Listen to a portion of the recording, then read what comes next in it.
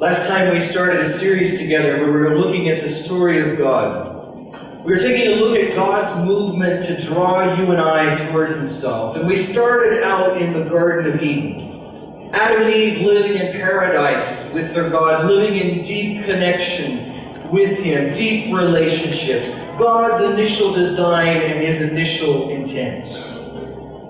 Yet we know that over time, that picture became marred and distorted. It started with the rebellion of Adam and Eve as sin entered into the world, and their disobedience and their lack of trust in God brought distortion and sin and brokenness, and all of creation was left marred and distorted. Our relationship with God broken. Adam and Eve's rebellion then got passed down, and added to it my own rebellion included, which has left me desperately separated from God, living in a world of brokenness, despair, and crisis. Yet what we saw last time was that God was moving. He was pursuing, He was persisting, He was working His plan to redeem and restore human beings just moments after everything had gone wrong in the garden. God was already beginning His mission. He was moving. Now last time I held up a coffee mug that I bought at the NGO Bazaar.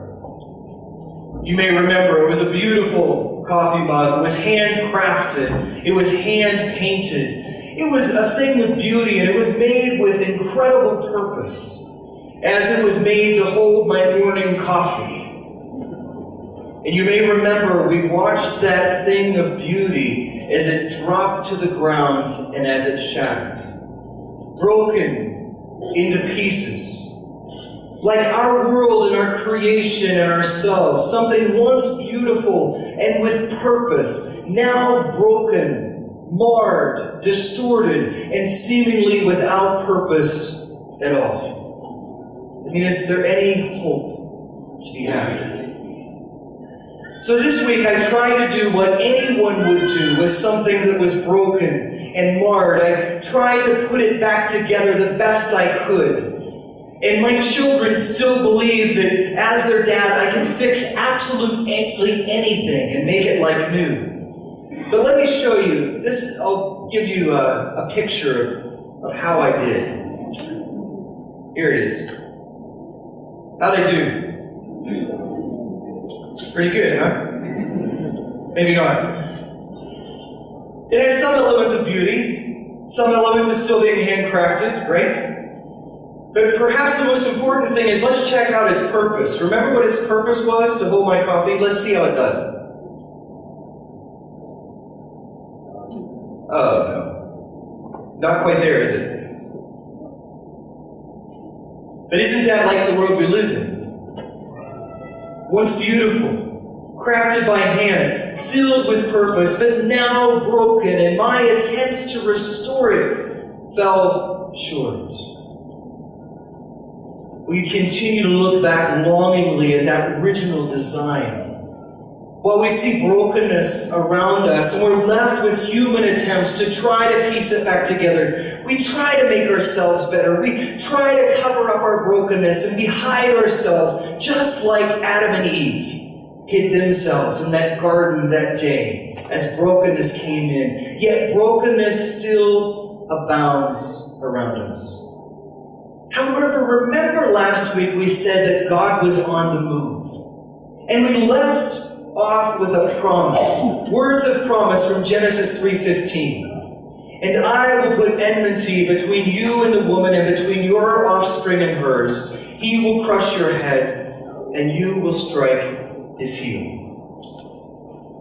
The day would come when God would exercise His victory over Satan, over sin, over brokenness, and over death. The day of victory would come. His day of redemption and restoration. It was His promise to us. And as we look at God's story, we see this promise coming out over and over again, faintly being seen in history, but then coming into sharper and sharper focus until we see Jesus come as the fulfillment of this promise. But we especially see this promise start to come to light, while still out of focus, in the story of Abraham. We're going to look at Genesis 12. If you have a Bible with you, you can turn there. We'll read there in a couple of minutes. Leading up to Genesis 12, from where we left off last time, the world continued to become a darker and darker place. Humans were leaving God behind and were chasing after their own desires. And into that, God sent the flood. But if you remember, He saved a remnant. He saved Noah and his family as His plan of redemption was starting. Then we hit Genesis 11, and we again see brokenness and sin and rebellion hit a high point as they begin to build the Tower of Babel in order to reach the heavens and to make a name for themselves. They were focused on their glory and their attempts to become gods themselves. And God again brought judgment and correction, and He scattered the people. But then in Genesis 12, a light starts to break into the darkness. While Abraham himself is from a family who worshipped idols, and Abraham is being called at the age of 75, so there's a good chance he was worshiping those same idols himself. But into that picture, God steps in and He rescues Abraham. And He called Abraham to be part of His saving history, a saving history that will become a thread throughout the whole Bible. Abraham is chosen to see God's plan move forward. Let's read in Genesis 12. We'll start in verse 1. The Lord had said to Abraham, "Leave your country, your people, and your father's household, and go to the land I will show you. I will make you into a great nation, and I will bless you.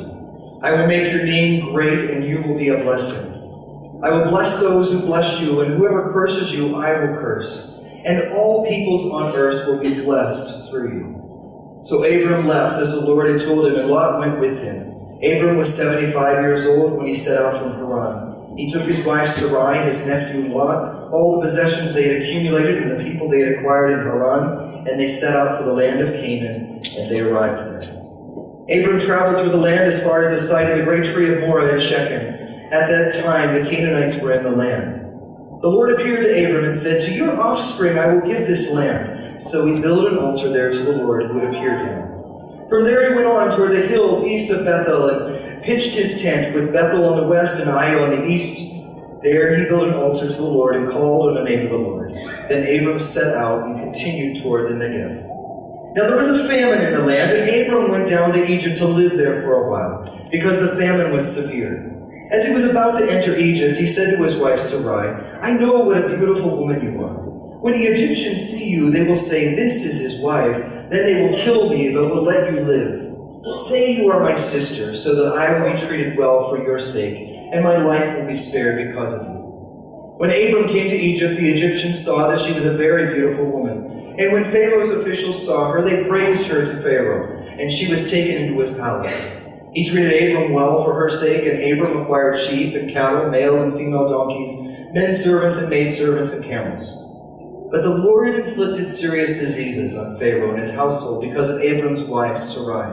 So Pharaoh summoned Abram. "What have you done to me?" he said. "Why didn't you tell me she was your wife? Why did you say she is my sister, so that I took her to be my wife? Now then, here is your wife, take her and go." Then Pharaoh gave orders about Abram to his men, and they sent him on his way with his wife and everything he had. The story of God calling Abraham is fascinating to me, because the God who made humans and who had faced their rebellion against him, once again chooses to call humans to put trust in himself. Abraham is chosen to see God's plan move forward. God's plan calls for human obedience yet again. God's plan for Abraham and for the world, for redemption, calls for human obedience yet again. Remember in the garden, God had called Adam and Eve to obey, and they had failed. Their own desires took over. But now, God again calls an ordinary man named Abraham to obey. These words to him to leave his people, leave his country, leave his father's household, and go to this land that he would be shown is an amazing story. A few notes about it. The first is, keep in mind that God is calling Abraham out of his familiar way of life. He is being called to leave everything that he knows to obey God. Secondly, God is calling Abraham away from his people and his family. He is calling him out of the idolatry around him, to instead trust in the living God with his full trust. He is leaving his cultural gods behind in order to follow the living God. And thirdly, he is being called to go to a land he did not know. He is leaving all comforts, his people, his country, his family, and he does not even know where he's going. He has to trust that God will tell him when he's actually arrived at the right spot. This is a radical obedience that God is again calling an ordinary man to participate in. He is being called to a great level of trust and connection with the living God. And like Adam and Eve were called to engage God with faith, Abraham is called to do the same. And God has promised to bless him greatly as he does so. God calls Abraham to respond to his call. He calls him to trust in God alone. And Abraham is left with the need to respond. Because as he responds, this will set the stage for God's plan of redemption and salvation. The plan of history. This morning we're going to look at Abraham's response and consider how God might call us to respond as well. We start by looking at Genesis chapter 12, verse 4. So Abram left, as the Lord had told him. We read these simple, matter-of-fact words. So Abraham left. I wonder, was it really that easy? What was the process like for Abram to leave all that he knew? To leave his family, to leave his culture, to leave the idols of his family behind? We don't know for sure, but what we do know is that he said yes, and he started moving. He left as the Lord had told him to. He chose a simple trust.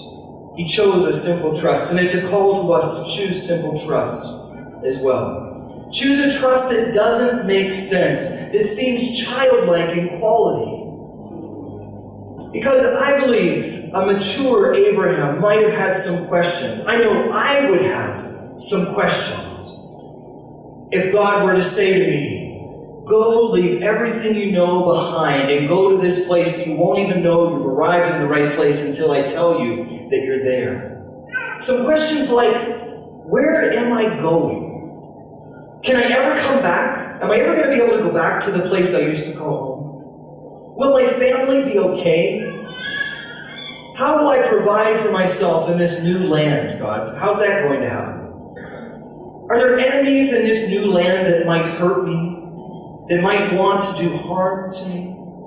There were many details, yet Abraham, we read here, he simply trusts God. Well, he does so for the most part. But that's a little bit more of the story for a minute.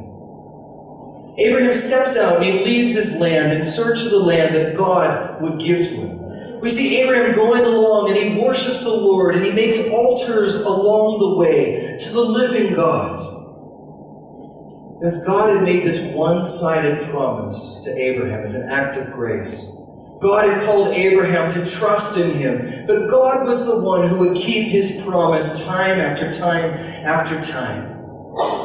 And God knew that for Abraham to be obedient the whole way to the end, it was going to be a radical obedience.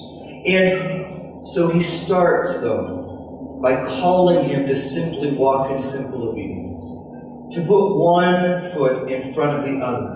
To step out of what he knew as normal and to begin to step out into what God had for him. But as Abraham steps out, we see that he does not follow God entirely. Remember, he was told to not take his family, Yet he brings with him his nephew Lot. And Lot will cause Abraham suffering and pain. This choice would end up jeopardizing and putting Abraham at risk along the way.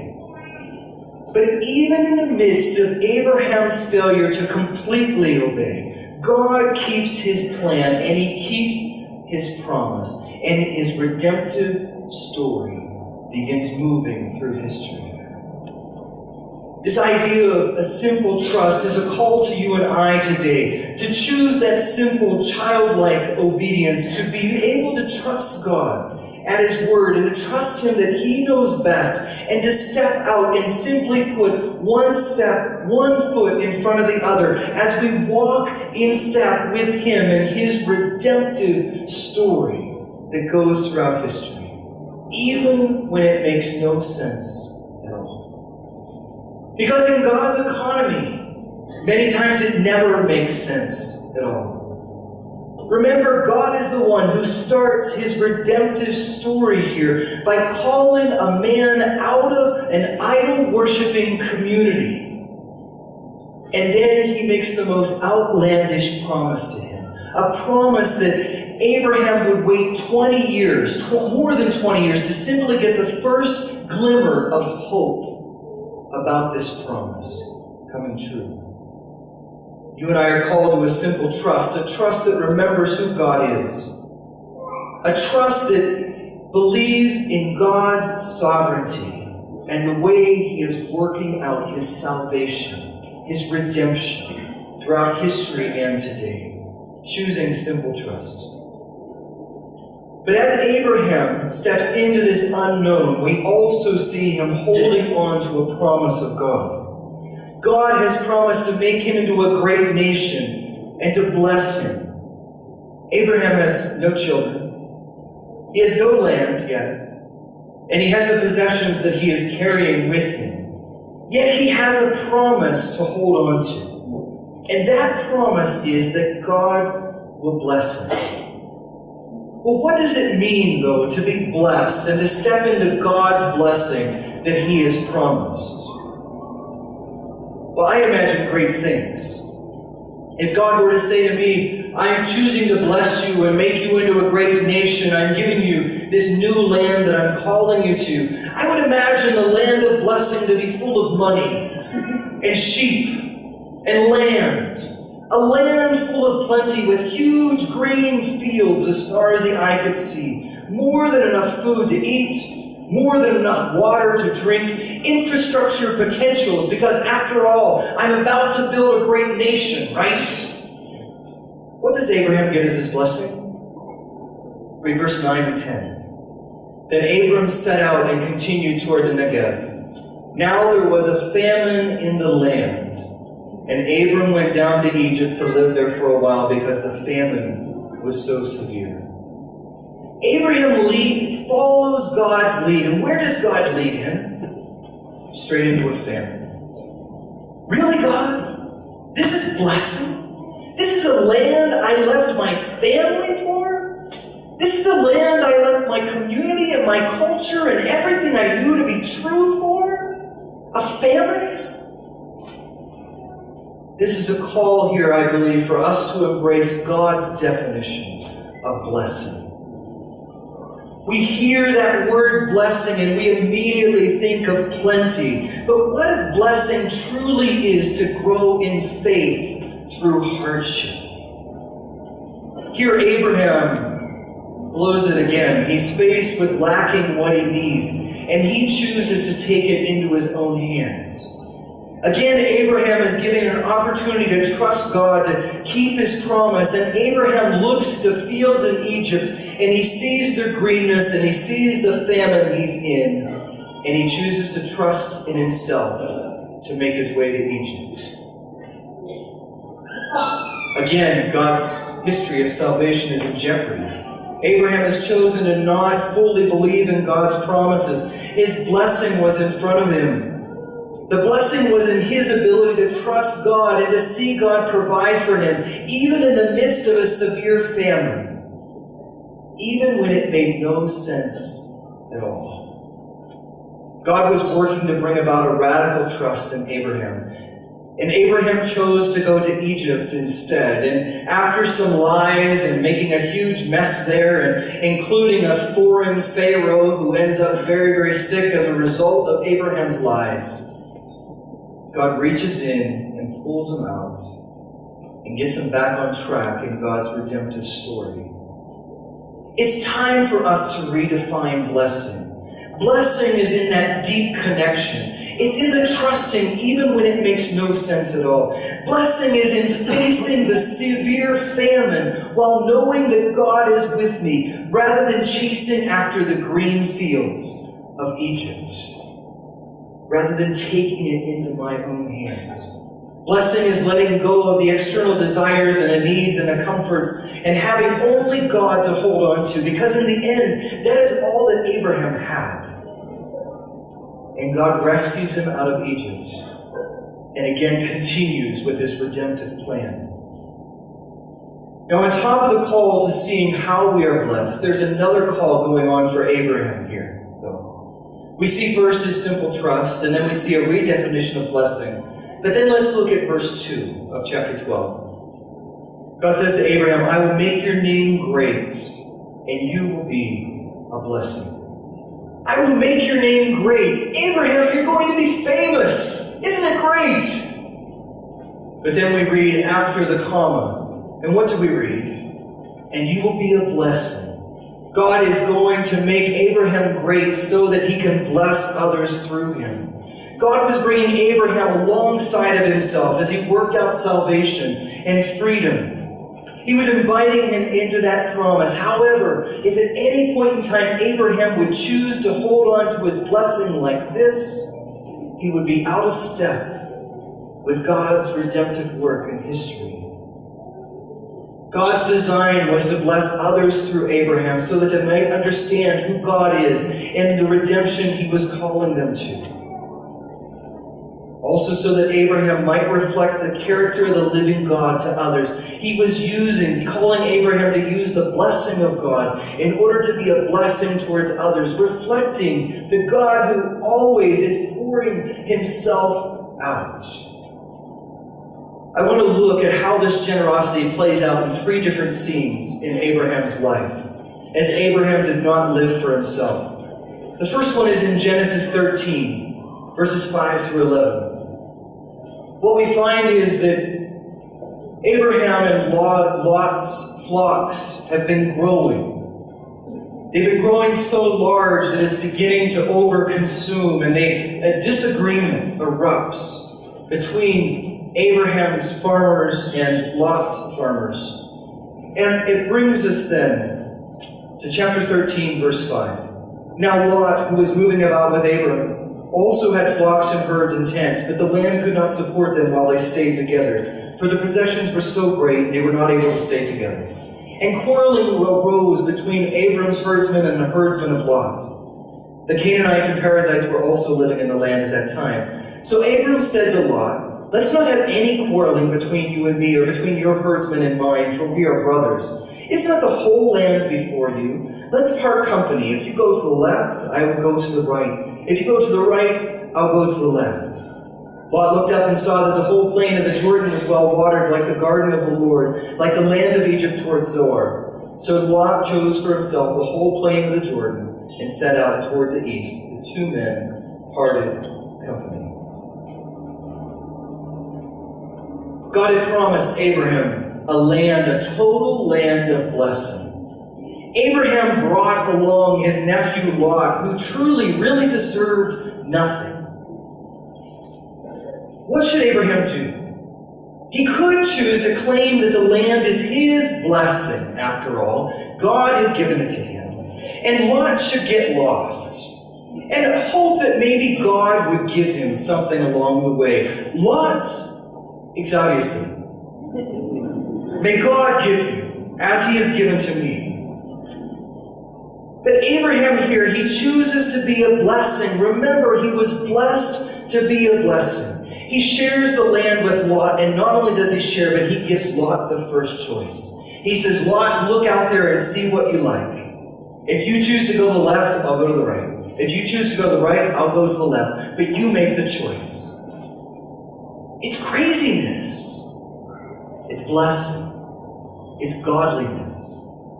He shows God's character here as he is blessed to be a blessing. And when we read a little bit later then, in verse 14 through 17, we read what happens when he takes this perspective. The Lord said to Abram after Lot had parted from him, "Lift up your eyes from where you are and look north and south, east and west. All the land that you see I will give you and your offspring forever. I will make your offspring like the dust of the earth, so that if anyone could count the dust, then your offspring could be counted. Go walk through the length and breadth of the land, for I am giving it to you." The result is, as Abraham chooses to be a blessing, God opens his eyes to the extent of what his blessing truly is. Abraham was a blessing to Lot, and now God is showing him how great his blessing truly is. It's an amazing promise to him. But then we get another glimpse of Abraham's generosity in Genesis chapter 14, the next chapter.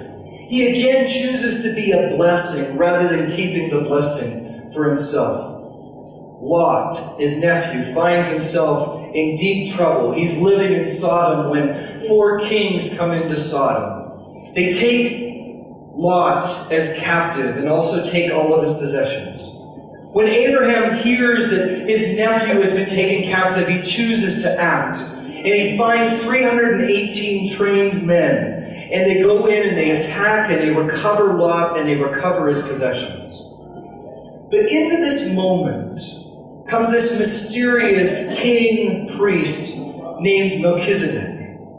He's seen as a type of Jesus Christ. He is a foretaste of Jesus in the Old Testament.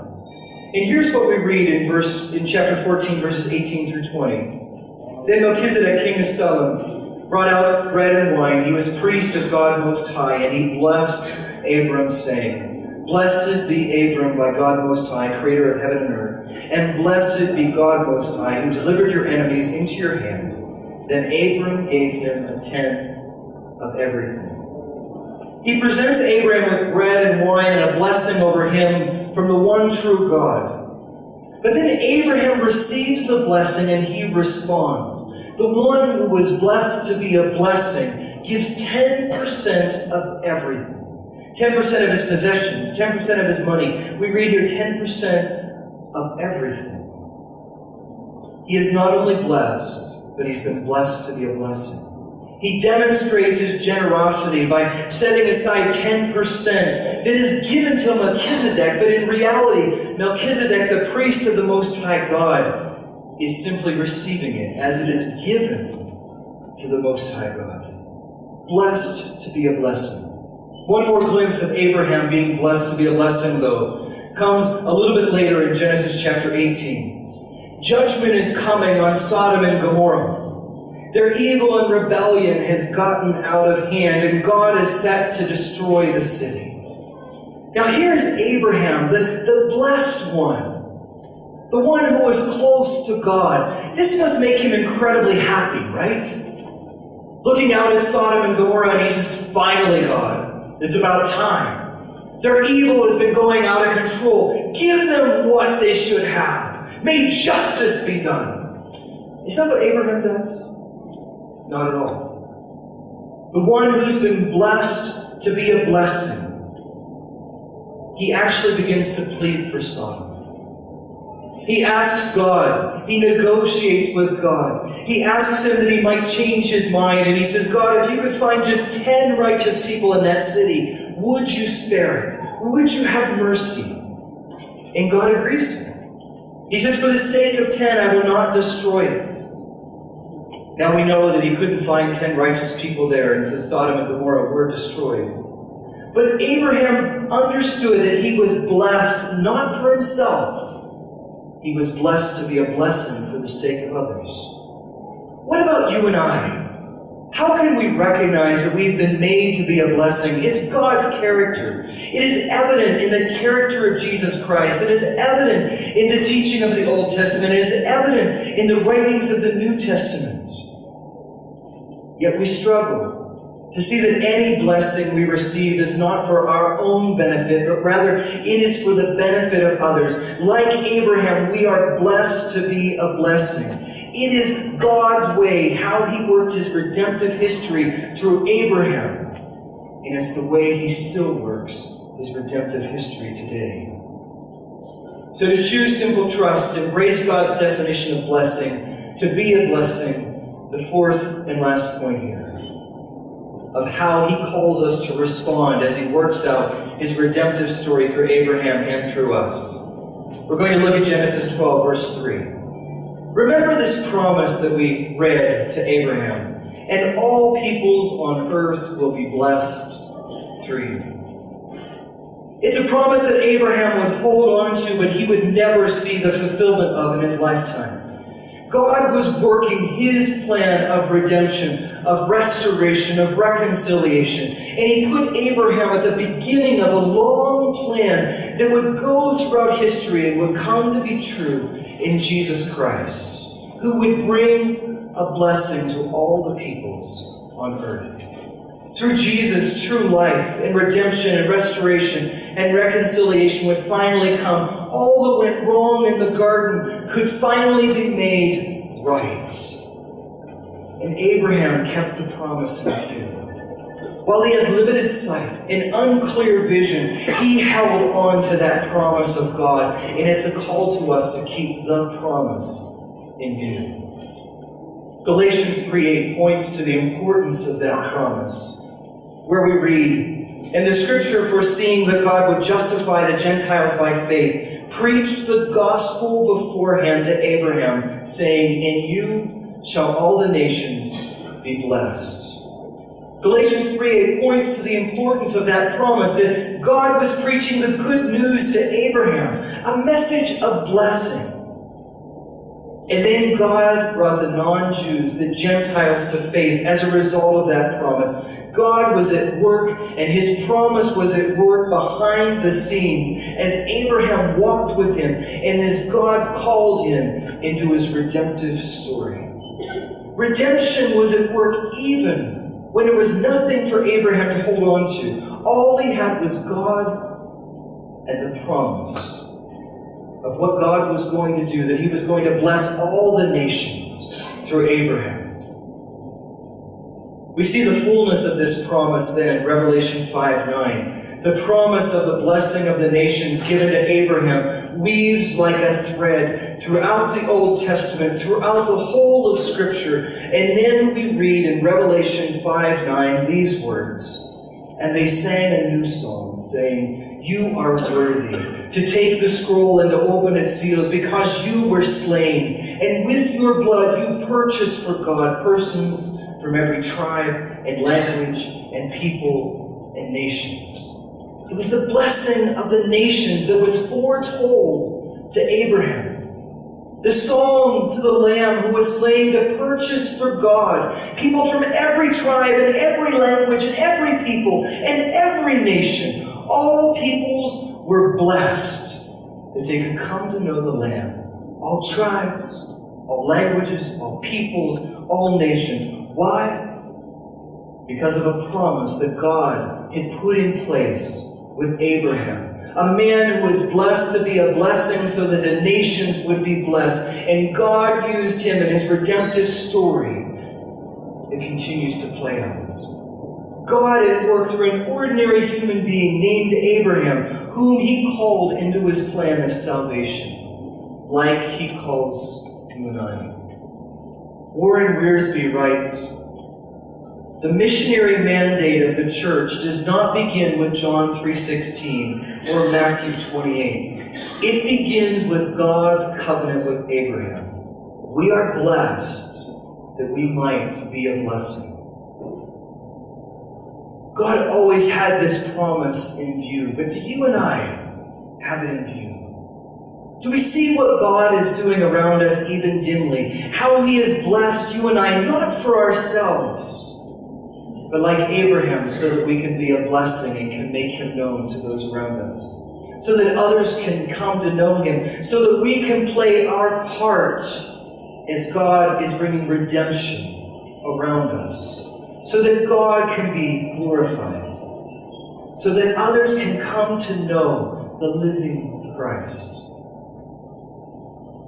He calls us to simple, childlike trust, leaving the details in His hands. May we choose to trust Him and put one step, one foot in front of the other. He calls us to recognize His definition of blessing and to define blessing on His terms. May we see it in Him even when the famine and the suffering and the shortage comes. He calls us to be a blessing. We're a blessed people. But called to be a blessing, may we say yes to sharing His blessing with others and being part of His redemptive story.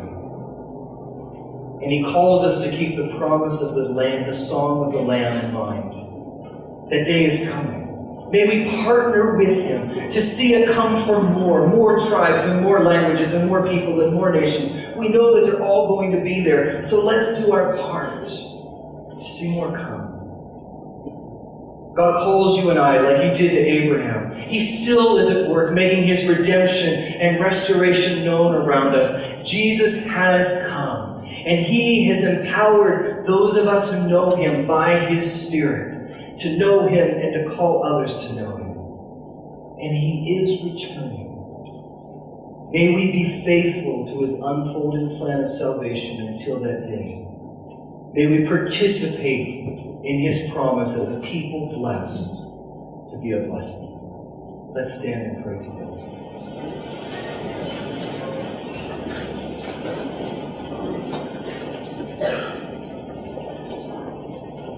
Father, we thank You for this ordinary man named Abraham who You called out of idolatry to play a part in Your redemptive story. To play a part in being a man who is given an incredible promise that will run as a thread throughout the Scriptures and come to its fulfillment in Jesus Christ. A promise held on to for the centuries, finding its fulfillment in Jesus. Jesus, I ask that today You would help each of us to get a glimpse of how we might respond. As we look at Abraham's response, may we also be called to be a people who are blessed, who are called to be a blessing, a people who are blessed in order to play a part in Your redemptive story, a people who are blessed not to hold on to it for ourselves, but rather to make You known and to make Your gospel go out to the far reaches of our city, of our neighborhood, and of this world. Oh God, call us to respond to You today, we pray. In Jesus' name.